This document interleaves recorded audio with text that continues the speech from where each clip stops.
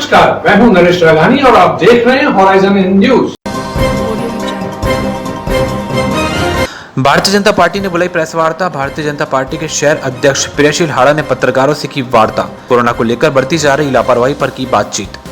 Bharatiya Janata party के शहर अध्यक्ष प्रियशील हाड़ा ने पत्रकारों से वार्ता करते हुए कोरोना वायरस को लेकर चिकित्सा विभाग द्वारा जेएलएन की ओर से बढ़ती जा रही लापरवाही पर नाराजगी जाहिर की। उन्होंने कहा कि कोरोना वायरस महामारी दिन ब दिन विकराल रूप ले रही है। इस बीमारी को लेकर सीएमएचओ और जेएलएन में कोऑर्डिनेट नहीं है, जबकि इस बीमारी को अगर हराना है तो लार्ज स्केल पर सैंपलिंग करनी होगी।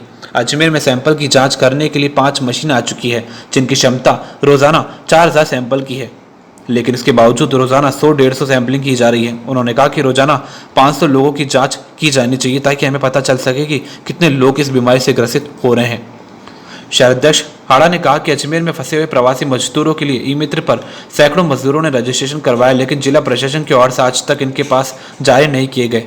वहीं अजमेर से कोलकाता जो ट्रेन भेजी गई थी उसमें भी प्रशासन ने जल्दबाजी की। आज भारतीय जनता पार्टी की तरफ से, शहर की तरफ से हम प्रेस से रूबरू हो रहे हैं। इसमें कोरोना महामारी को देख करके जिला प्रशासन बिल्कुल भी गंभीर नहीं हो रहा है, उसको लेकर के आज हम प्रेस के मार्फत आप सभी को कुछ जानकारी देना चाह रहे थे। जैसा कि सभी को पता है, कोरोना महामारी इस शहर में बहुत विकराल रूप लेती जा रही है, लेकिन जिला प्रशासन व अस्पताल प्रशासन दोनों के मध्य कोई भी कोरिलेशन नहीं है। जैसा कि पहला केस 24 अप्रैल को लॉकडाउन के 2 दिन बाद अजमेर में आया था, उसके बाद 15 दिन तक लगभग कोई केस नहीं आए। फिर एकदम ब्लास्ट हुआ, केसों का आना इतना तेज़ी से हुआ कि पूरा अजमेर रेड जोन में घोषित हो गया। इसको मतलब हमारा निवेदन इतना सा है, एक लार्ज स्केल पे सैंपल की प्रक्रिया अपनाई जाए। स्क्रीनिंग नहीं, स्क्रीनिंग का मतलब तो ये होता है कोई भी आके घर से बाहर पूछता है कि भाई आपके घर में किसी को बुखार तो नहीं है, ये स्क्रीनिंग हुई। हमारा कहना ये है, जब आपको पता है उस पूरे क्षेत्र में कोरोना संक्रमित रोज़ 5-5, 10-10 मिल रहे हैं, तो क्यों ना लार्ज स्केल पे सैंपल की व्यवस्था की जाए। हमारे अजमेर शहर में 5 मशीनें कोरोना की जांच की आ गई है और उनकी क्षमता 4000 पर डे टेस्ट करने की है। फिर भी हमारे सैंपल लगभग 100-150 से ज़्यादा टेस्टिंग नहीं करी जा रही है। क्यों नहीं ज़्यादा स्टाफ लगा करके 500 सैंपल पर डे किए जा रहे हैं। 500 सैंपल अगर पर डे किए जाएँ तो 2-3 दिन में जो भी आंकड़ा एक बार अच्छे से आना है सबके सामने आ जाएगा। तो हमारा निवेदन इतना सा है कि प्रशासन को और चिकित्सक स्टाफ को इस बारे में गंभीरता बरतनी चाहिए और ख़ासकर प्रशासन को तो एक लार्ज स्केल पे सैंपल लें और सैंपल लेकर के आमजन को भी इस बारे में जानकारी दें, आपको भी दें, हमें भी दें, कितने केस पॉजिटिव है, कितने केस नेगेटिव है और कितने केसों के पेंडिंग रही। ये जानकारी तुरंत प्रभाव से पर डे सबको जानकारी मिलनी चाहिए और पेंडिंग रही तो उस पेंडिंग का क्या रिजल्ट रहा, क्योंकि बिल्कुल भी किसी को पता नहीं लगता है कि जानकारी में नहीं आता है कि क्या जांच रही और क्या पेंडिंग रही। दूसरा विषय प्रवासी मजदूरों का है। राज्य सरकार ने और जिला प्रशासन द्वारा सभी को ये बताया गया, पेपर के माध्यम से भी ये बताया गया कि ई सुविधा पास की दी जाएगी। कोई भी रजिस्ट्रेशन करा के ई मित्र से और अपना रजिस्ट्रेशन करा सकता है बाहर जाने वाला। कई बिहारी मजदूर हो, अन्य प्रवासी हो, बहुत से लोगों ने रजिस्ट्रेशन ई मित्र के माध्यम से कराया। जिला प्रशासन आज तक भी न तो उनको पास दे पाया, न जानकारी देता है कि कितने लोगों ने रजिस्ट्रेशन किया है। जिला प्रशासन को तो ये तक नहीं पता था कि हमारे जो दरगाह क्षेत्र में 2500 से ज़्यादा मुस्लिम भाई जायरीन फंसे हुए हैं। उनकी भी इनको जब जानकारी मिली तो आनन फानन में ट्रेन की व्यवस्था उन लोगों के लिए की गई और उसको जाने से पहले खाली स्क्रीनिंग की गई। स्क्रीनिंग मतलब खाली बुखार के लिए जांच की गई है या नहीं है थर्मल स्कैनर द्वारा। अगर किसी को कोरोना पॉजिटिव हुआ और वहाँ कोलकाता जाने के बाद वो पॉजिटिव आया तो इसकी जिम्मेदारी किसकी रहेगी, इसकी जवाबदेही किसकी रहेगी। दूसरा, कोलकाता के लिए ट्रेन आनन फानन में चलाई गई। अगर पहले बंगाल सरकार से भी बात कर ली जाती कि वहाँ से भी कोई राजस्थान में या अजमेर आने वाला कोई प्रवासी है तो जो ट्रेन यहाँ से गई वो खाली लौटेगी। खाली लौटने पर सरकार का, केंद्र सरकार का, सभी का नुकसान है अगर ये ध्यान रखते हुए बात रखते और वहाँ से ट्रेन खाली नहीं आती। दूसरा, केंद्र सरकार बार बार इसमें कह रही है कि 85% केंद्र सरकार द्वारा दिया जाएगा और 15% राशि राज्य सरकार द्वारा दी जाएगी। फिर भी सभी से लगभग कुछ राशि पैसे की ली गई है जाने हेतु। तो ये बार बार इसमें भ्रांति है। कांग्रेस के हमारे सोनिया गांधी जी कह रही है कि केंद्र सरकार नहीं देगी तो ये पैसा हम देंगे, जबकि केंद्र सरकार ने शुरू से ही इसमें स्पष्ट कर दिया है कि रेलवे बोर्ड द्वारा 85% राशि दी जाएगी और 15% राशि राज्य सरकार वहन करेगी। दूसरा, जब परसों बिहारी मजदूरों को यहाँ से जो बिहार की ट्रेन जा रही थी जयपुर से, उसमें जाने की व्यवस्था करने हेतु 5 बसों द्वारा बिहारी मजदूरों को अजमेर से जयपुर के लिए रवानगी दी गई। आधे रास्ते में प्रशासन को पता लगता है कि जयपुर की ट्रेन तो फुल है। इतनी लापरवाही आज तक मैं तो किसी और प्रशासन की नहीं देखी। जब इनको पता लगा तो रास्ते में दूर पर ट्रेन रोक, वो बस रोक करके, और उनको जितने भी बिहारी हमारे मजदूर थे, भाई थे, उनको वहाँ पे जो बिरला इंटरनेशनल स्कूल है उसमें उनको ठहराया गया, और अब उनका कोई पता नहीं है कि वो कब वहाँ से जाएंगे। तो इतनी लापरवाही। साथ ही साथ जितने भी हमारे अन्य भाई हैं जो अजमेर में फंसे हुए हैं, आगरा जाने वाले या दिल्ली जाने वाले या अन्य कोई शहरों में जाने वाले, जिन्होंने पास के लिए अप्लाई किया हुआ है, एक तो तुरंत प्रभाव से उनको पास दिए जाएं, क्योंकि पासों की इन्होंने बिल्कुल जो पहचान का होता है उसे पास दे रहे हैं, जो पहचान नहीं है जिसकी उससे पास नहीं दे रहे हैं। तो उनको पास की व्यवस्था करी जाए और उनको निःशुल्क अन्य शहरों में जाने की बसों द्वारा व्यवस्था करनी चाहिए, हमारा ऐसा निवेदन है। साथ ही साथ दरगाह क्षेत्र में जितने भी पास कर्फ्यू से पहले थे, इन्होंने सब कैंसिल कर दिए। फिर कुछ अपने चहेतों को कर्फ्यू पास जारी कर दिया, या तो किसी को भी नहीं करते, और करना था तो सभी जितने भी हमारे दूसरे भी भाई हैं जो वहाँ पे समाज सेवा कर रहे हैं, उनको भी अपना कर्फ्यू पास जारी करना चाहिए था। एक और विषय आपके सामने ला रहे हैं, खाद्यान्न का बार बार विषय आ रहा है और सभी इसमें बहुत राजनीति कर रहे हैं शहर में। हमारा निवेदन इतना सा है, हमारे दोनों क्षेत्रीय विधायकों द्वारा खाद्यान्न विधायक कोष द्वारा उपलब्ध कराया गया। प्रत्येक वार्ड में रहने वाले गरीब और मजदूर वर्ग को खाद्यान्न उपलब्ध कराया गया, जिसमें सभी सामग्री थी। और केंद्र सरकार द्वारा भी अनाज का वितरण राशन के थ्रू, दुकानों के थ्रू सभी को किया गया। अगर राशन नहीं है तो भी उनके लिए अनाज की व्यवस्था केंद्र सरकार द्वारा की गई है। फिर भी बार बार हमारे जो कांग्रेसी भाई है, हमारे जो विरोधी गुट हैं, ये बार बार इस बात को उठाते हैं कि हमें किसी को नहीं मिला, किसी को नहीं मिला, जबकि पूरी पारदर्शिता बरती गई है। खाद्यान्न का वितरण नगर निगम के द्वारा, उनके कर्मचारी द्वारा किया गया। इसमें कोई भी हमारा जनप्रतिनिधि इन्वॉल्व नहीं था। लिस्ट बनने की बनी है, पूरी लिस्टें नगर निगम में उपलब्ध है, चाहे जब वहाँ से उठा करके देख सकते हैं। पूरा खाद्यान्न सुनिश्चित तौर पे प्रत्येक गरीब को मिला गया।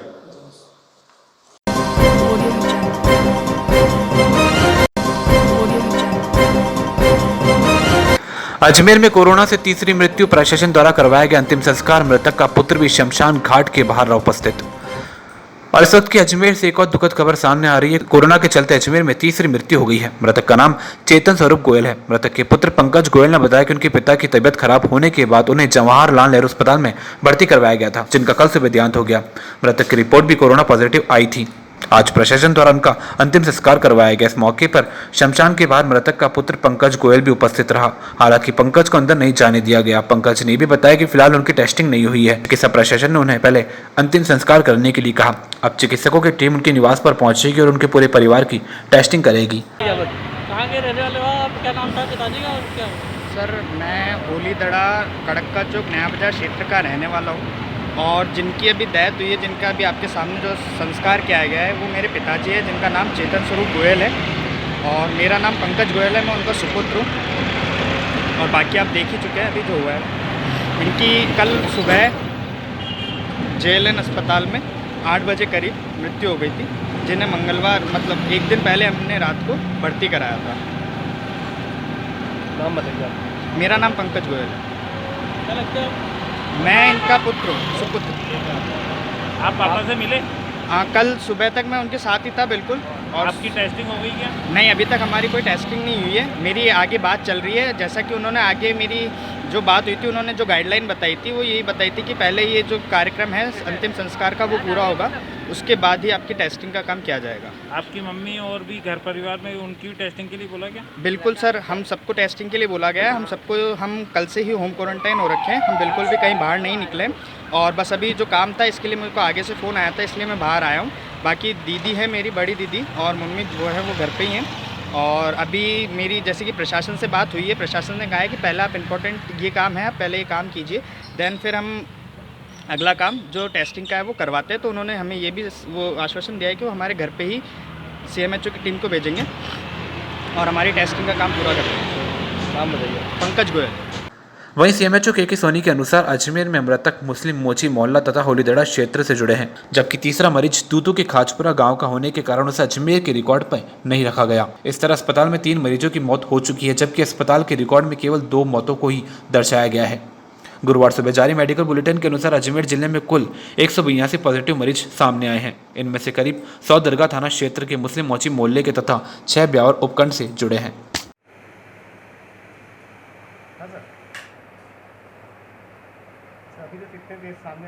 आज हमारे 4 पॉजिटिव आए हैं, दो तो ब्यावर से और 2 हमारे जो केशरपुरा मसूदा जो दोनों ऑलरेडी जो सैंपल्स वहाँ से दिए थे उनमें से 4 पॉजिटिव आए।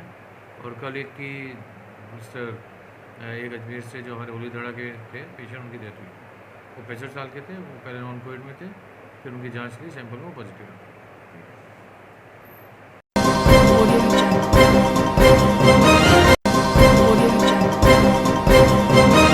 लॉकडाउन के बीच कुंदन नगर में एक जोड़े ने मंदिर में किया विवाह। दोनों ही घरों से केवल 2 जनों ने शादी में लिया भाग। शांतिपूर्ण तरीके से संपन्न हुआ विवाह।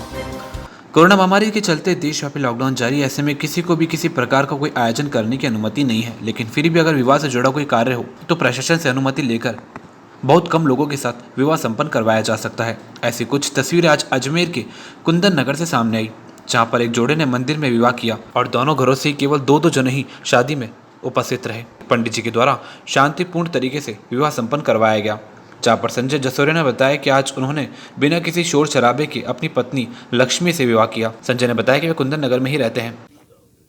किस तरीके से आपने आज शादी करी है, क्या कहना चाहते हैं? एक्चुअली आपको पता ही है कि सोसाइटी के अंदर, समाज के अंदर, देश के अंदर लॉकडाउन है और कहीं ना कहीं ये बड़ी महामारी बढ़ती जा रही है। और लेकिन कहीं ना कहीं कुछ सामाजिक कार्य हैं वो भी बहुत ही ज़्यादा इम्पोर्टेंट रखते हैं।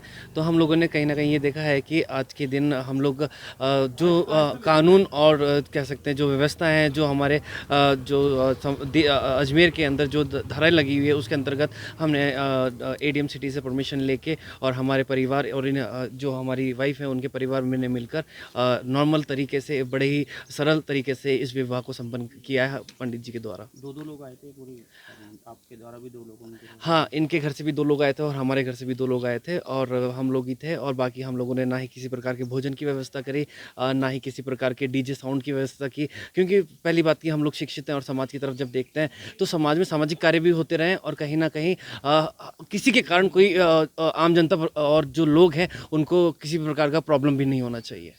आपका नाम? मैं संजय जसोरिया। कहाँ के रहने वाले हैं? मैं यहीं कुंदन नगर का रहने वाला हूँ। ये है लक्ष्मी जी। कहाँ की रहने वाली है? ये लक्ष्मी भाटी जी हैं जो कि रहने वाली हैं ब्यावर की। जी नहीं जी, सच्ची खुशी जो होती है वो परिवारजनों के साथ ही होती है और वो हम सब खुश हैं। बड़ों का आशीर्वाद मिल गया, बस बहुत है। जी भाभी जी बताइए। जी, मेरा नाम सोनू भाटी और शादी के बाद लक्ष्मी भाटी है। और हम सब ने परिवार की सहमति से, क्योंकि हमारी शादी की डेट पहले से फिक्स थी, तो हमने सोचा परिवार ने, पापा मम्मी की सबकी खुशी इसी में ही है, तो हम लोगों ने बहुत ही साधारण तरीके से। हाँ पंडित जी बताइए, किस तरह शादी कराई आज आपने? आज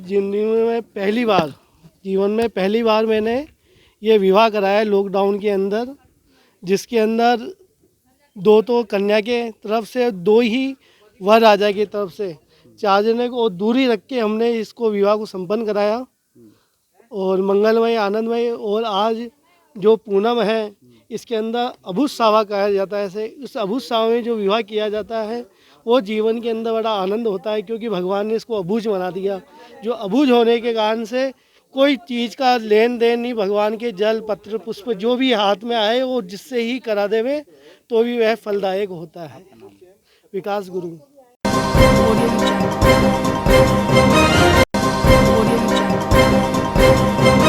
मुख्यमंत्री अशोक गहलोत ने जिला प्रशासन के साथ की वीडियो कॉन्फ्रेंसिंग। कई मामलों पर हुई चर्चा। मुख्यमंत्री ने दिए कई दिशा निर्देश। प्रदेश में जारी लॉकडाउन के तीसरे चरण में किए जाने वाले प्रशासनिक कार्यों सहित कोविड-19 को लेकर प्रदेश के मुख्यमंत्री अशोक गहलोत ने वीडियो कॉन्फ्रेंसिंग के माध्यम से आला अधिकारियों से बातचीत कर समीक्षा की और दिशा निर्देश दिए। कोरोना संक्रमण के चलते तीसरे लॉकडाउन के दौरान कोरोना पॉजिटिव मरीजों को उपचार के साथ बाहर से आने वाले लोगों को क्वारंटाइन करने और स्थानीय व्यवस्थाओं को दुरुस्त बनाए रखने के लिए प्रदेश के मुख्यमंत्री अशोक गहलोत ने आज अजमेर संभाग में वीडियो कॉन्फ्रेंसिंग के माध्यम से आला अधिकारियों को आवश्यक दिशा निर्देश दिए। इस वीडियो कॉन्फ्रेंसिंग में संभागीय आयुक्त लक्ष्मी नारायण मीणा, आईजी अब्बास सिंह घुमारिया, जिला कलेक्टर विष्णु शर्मा, एसपी को और राष्ट्रदीप सहित आला अधिकारी मौजूद रहे। वीडियो कॉन्फ्रेंसिंग के पश्चात पत्रकार से रूबरू होते हुए संभागीय लक्ष्मी नारायण मीणा ने जानकारी देते हुए बताया कि इस दौरान जिले के बॉर्डर सील किए गए हैं, प्रदेश के बॉर्डर सील किए गए हैं। इस बात को लेकर विस्तार से बातचीत हुई। उन्होंने बताया कि होम क्वारंटाइन करना ऐसे लोगों को बहुत ज़रूरी जो बाहर से आए हैं, क्योंकि कम्युनिटी अवेयरनेस को कोरोना वायरस के लिए बहुत ज़रूरी है। उन्होंने कहा कि लगभग 2,38,000 लोगों का रजिस्ट्रेशन किया जा चुका है और 1.25 लाख लोग रजिस्टर किए गए हैं। उन्होंने कहा कि बाहर से आने वाले लगभग 8,500 लोग विभिन्न एयरपोर्ट के माध्यम से आ रहे हैं, जिन्हें 14 दिन तक क्वारंटाइन किया जाएगा। ये सभी उनके सर्वे के खर्चे पर होगा। वे अपनी क्षमता के अनुसार होटल में क्वारंटाइन हो सकते हैं। साथ ही संभागीय आयुक्त ने कई मुद्दों पर खुलकर बातचीत की।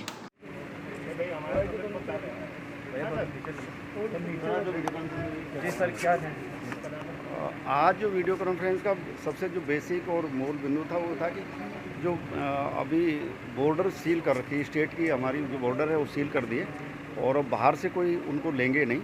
और जो इंटर स्टेट का अगर कोई पास भी जारी होगा तो वो डीएम्स को मना की हुई है, वो होम में उनको भेजेंगे, वो वहीं से कोई मूवमेंट के पास जारी होने के बाद मूवमेंट हो सकेगा। और होम क्वारंटाइन जितने भी लोग जो आए हैं ना, उनको होम क्वारंटाइन करना बहुत ज़्यादा ज़रूरी है, क्योंकि कई वोलेशन कर रहे हैं, इधर उधर जा रहे हैं। और कई ज़िलों में जो आपको पता अभी बिल्कुल ग्रीन जोन था, जहाँ एक भी केस नहीं था, वो 2-3 दिन में कुछ ज़िलों में केसेस बढ़ गए और हमारे करीब 3 जिले बचे नहीं, तो करीब 29-30 जिले वहाँ पर उनमें सभी में पॉजिटिव केसेज आ गए हैं। तो उनका वायलेशन नहीं होना चाहिए, होम क्वारंटाइन होना चाहिए 100%। कम्युनिटी अवेयरनेस बढ़ाने की सबसे बड़ी बात है कि लोकल लेवल पे कमेटी बना के और उनको ये जागृत करें कि अगर कोई भी मान लो घर से बाहर आता है तो कम से कम सूचना दें, पटवारी और बीएलओ वगैरह वो भी दें और उसको एक दफ़ा चेतावनी दे दें। और नहीं मानते हैं तो फिर उसके खिलाफ जो 188 का केस है, FIR दर्ज होगी आईपीसी में, वो ज़रूर उस पर कार्रवाई होगी। अभी तक करीब 2,38,000 का रजिस्ट्रेशन हो चुका है। उसमें से अभी जो फिगर ज़िले वाइज चल रही है वो 1-1.25 लाख के करीब आ गई है, तो वो एंट्री कर रहे हैं। हम हमारे जोन में मतलब डिवीज़न में भी कर रहे हैं और अजमेर में भी आना शुरू कर दिया काफ़ी। वो शाम तक हम जितने भी लोग आ रहे हैं उनको सबको रजिस्टर कर लेंगे और उनकी मॉनिटरिंग करेंगे। इसके अलावा एक और बेसिक बिंदु था कि जो बाहर से लोग आ रहे हैं, करीब 8,500 के ऐसे लोग हैं जो 5 एयरपोर्ट्स हैं उन पे उनको लैंड करने की अनुमति है और वो वहाँ पे 14 दिन तक होम क्वारंटाइन रहेंगे और उनके खुद के खर्चे पर रहेंगे। वो जो होटल की कैटेगरी वहाँ संबंधित जिला कलेक्टर छांट लेंगे, तो वो तो खुद के खर्चे पर रहेंगे, तो जिस होटल में वो अफोर्ड कर सकते हैं उसमें वो जाके ठहर सकते हैं। और जब 14 दिन ख़त्म हो जाएंगे, तो हालांकि वो कोई पॉजिटिव नहीं है, ऐसा कुछ नहीं, लेकिन विदेश से आ रहे हैं तो फिर उनको वहाँ 14 दिन उनको होटल में खुद के खर्चे पर रखना ज़रूरी है। उसके बाद 14 दिन के बाद फिर बसेज वगैरह जैसे भी लगा के उनको उनके घर भेज सकते हैं। इसके अलावा एक बिंदु MSP का और आया था कि जो खरीद केंद्र हैं उनमें चालू हो गया जैसे 1 मई से। तो जो GSS है उन पे कई GSS ऐसी है जहाँ अभी सक्रिय रूप से चालू नहीं है, तो उसमें उन्होंने सेक्रेटरी साहब ने कहा था कि सभी कलेक्टर्स उसको एक बार देख लें और उनको चालू कर दें, जिससे MSP का काम है ना वो हमारा और गति से बढ़े। और कुछ गौण मंडी है वो भी प्रॉपरली वहाँ भी अभी लोग जा नहीं रहे, तो जो लोकल आदमी हैं, किसान हैं, पास में रहते हैं, वो वहाँ जाके और बड़ी मंडी की बजाय गौण मंडी में अपना बेचान का काम कर सकते हैं। इसके अतिरिक्त नरेगा के ऊपर बात हुई है कि नरेगा में करीब जैसे पिछले साल 30 लाख के करीब लेबर लग रही थी, अभी तक वो 11 लाख पहुँची है। तो अब लोकल में जैसे लेबर रहेगी वो बाहर नहीं जा पाएगी, तो उनको हम ज़्यादा से ज़्यादा एंगेज करें, उनको हम काम देवें, जिससे वो क्या कि हताश भी नहीं हो और उनको अपना आर्थिक संबल भी मिले और काम भी लग जाए। इसके अलावा इंडस्ट्रीज़ में जो चालू होना है, मान लो यहाँ लोकल में लेबर बच रहे हैं तो वो कहीं और डिमांड है तो वहाँ उनमें इंडस्ट्री में उनको भेज सकते हैं, क्योंकि बाहर जाना तो बिल्कुल बंद हो जाएगा, तो उनको इंडस्ट्री में भी हम खपा सकते हैं, जिससे कि उनका आर्थिक नुकसान भी नहीं हो और उनको काम मिले। ये सब बातों पे आज भी सी। Thank you.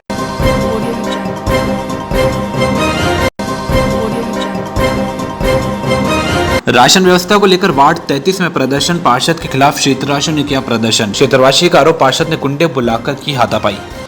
कोरोना महामारी के चलते देशव्यापी लॉकडाउन जारी, ऐसे में कई जगहों पर लोगों को राशन की परेशानी हो रही है। ऐसी परेशानी से जूझ रहे वार्ड 33 के क्षेत्रवासी ने पार्षद के खिलाफ प्रदर्शन किया। गजेंद्र कुमार ने बताया कि वे पार्षद के घर गए थे तो उनको वहां पर कुछ युवकों ने उनके साथ अभद्र व्यवहार किया और उन्होंने गुंडों से मारपीट भी करवाई। क्षेत्रवासियों का ये भी आरोप है कि क्षेत्र में ढंग से राशन वितरण नहीं हो रहा, न ही वार्ड में सैनिटाइज हो रहा है। इसको लेकर क्षेत्रवासी ने नाराजगी जाहिर की है, जबकि पार्षद ने सभी आरोपों को नकारा है।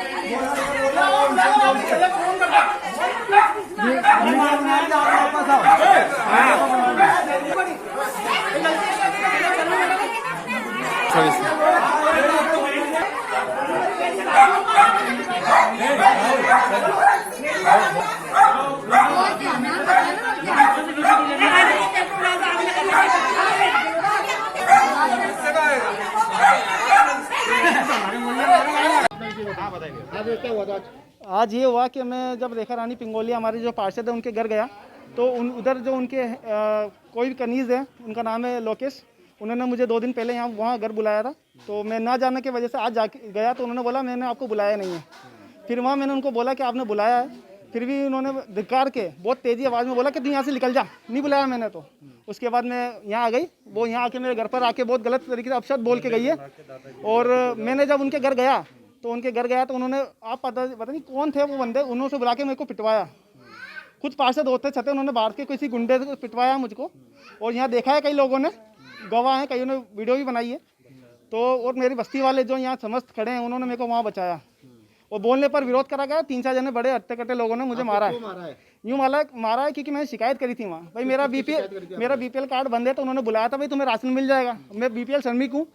तो वो मेरे यहाँ घर पे कुछ भी सामान नहीं आ रहा है, जैसे आटा दाल खाना पीना कुछ भी नहीं। पूरी कॉलोनी के ये हाल है हमारे।